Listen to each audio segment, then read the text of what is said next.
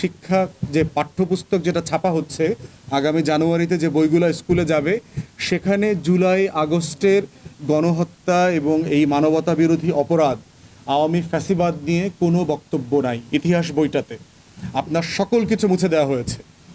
এই ষড়যন্ত্রের সাথে শিক্ষা উপদেষ্টা থেকে শুরু করে যারা আওয়ামী মনা শিক্ষাবিদ বিভিন্ন কমিটিতে কাজ করছেন তারা জড়িত। আমরা দেশবাসীকে বলছি যে আপনারা এটার প্রতিবাদ করবেন, যে জুলাই আগস্টের গল্প, কবিতা, ছড়া, ঘটনা, এই ইতিহাস বাদ দিয়ে বাংলাদেশে কোনো ইতিহাসের বই ছাপা হইতে পারবে না। কারণ এটাই হচ্ছে নতুন বাংলাদেশের ইতিহাস। জুলাই আগস্ট ছাড়া অন্য কোনো গল্প, এই বই আমরা প্রয়োজনে পড়ব না। এই বইকে বয়কট করতে হবে প্রয়োজনে।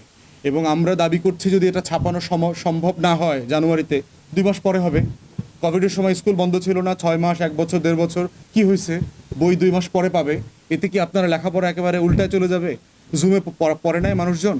কিন্তু এই ইতিহাস ছাড়া কোনো বই প্রকাশিত হতে পারবে না, কোনো বাংলা বই প্রকাশিত হতে পারবে না এটার গল্প, কবিতা, ছড়া ছাড়া। এই ইতিহাসের গল্প অবশ্যই ঢুকাইতে হবে। আমরা নাগরিক কমিটি এবং বৈষম্য বিরোধী আন্দোলন যারা পার্টিকুলারলি করেছেন, রাজনৈতিক দলগুলোকে বলছি আপনাদের জায়গা থেকে আপনারা আওয়াজ তোলেন যেন জুলাই আগস্টকে হারিয়ে না দেয়া হয়। একটা চক্রান্ত চলছে যে বাংলাদেশে জুলাই আগস্টে তেমন কিছু হয় নাই, একটু হইচই হয়েছে, হাসিনা পদত্যাগ করে চলে গেছে। ব্যাপারটা তা না, এটা ইতিহাস বদলে দেওয়ার মতো একটা ঘটনা ঘটেছে।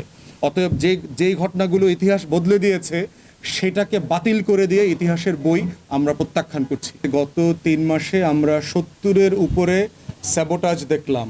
আওয়ামী আনসার লীগ, আওয়ামী প্রতিবন্ধী লীগ, আওয়ামী শ্রমিক লীগ, এই রকম প্রচুর স্যাবোটাজের ঘটনা আমরা দেখেছি।